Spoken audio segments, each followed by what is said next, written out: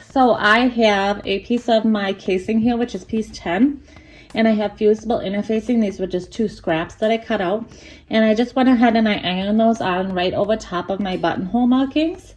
When you're using fusible interfacing, you want to make sure that the piece that's got like little dots on them, it kind of has a little bit of texture to it, is down against the fabric, as that is the fabric, the little parts that are going to melt to the fabric and make that fusible interfacing stay in place against your fabric.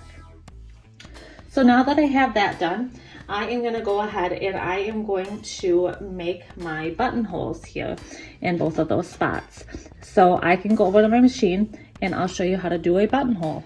One thing that I realized is I don't have my buttonhole markings on the outside of my piece 10. So I am just taking my tracing paper and lining up my pattern again, and I am just going to trace those buttonhole markings so that those are on the front of my fabric as well, making sure that I'm lining up my pattern so that the markings are over top of those pieces of interfacing I just applied.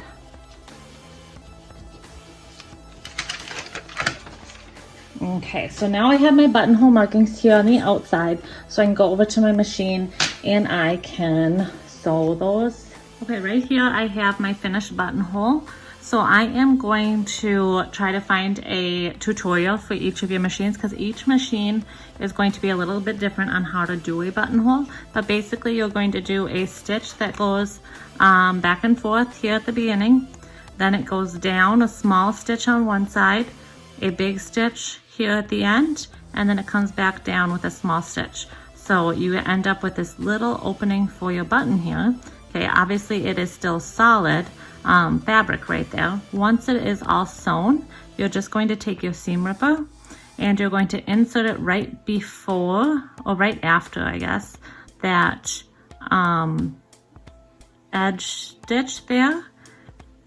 And then you're going to use your seam ripper and just rip the fabric very carefully until you reach the other end, okay? You don't want to rip through any of the stitches. You're just ripping through right through where those 2 stitches, there's a little bit of opening between those 2 stitch lengths. So that's my buttonhole right there.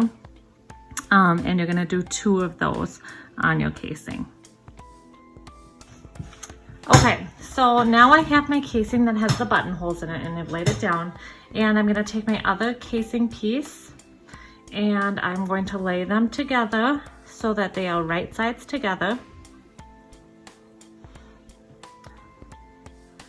And I'm just going to stitch both of my side seams on this. So not the long side, but both short edges. So here and here. Now, when I stitch this side here, I can go ahead and stitch the entire length. And remember, our seam allowance is 5/8 for everything, unless it says otherwise in our directions. So I'm just going to stitch here and then lining everything else up, and I'm going to stitch the other side here. But on the other side, I will do again the 5/8 seam allowance. There are these dots, okay? So what I'm gonna do for these is I am going to leave an opening between these 2 dots and between these 2 dots. So that means that I'm gonna sew until I hit the dot.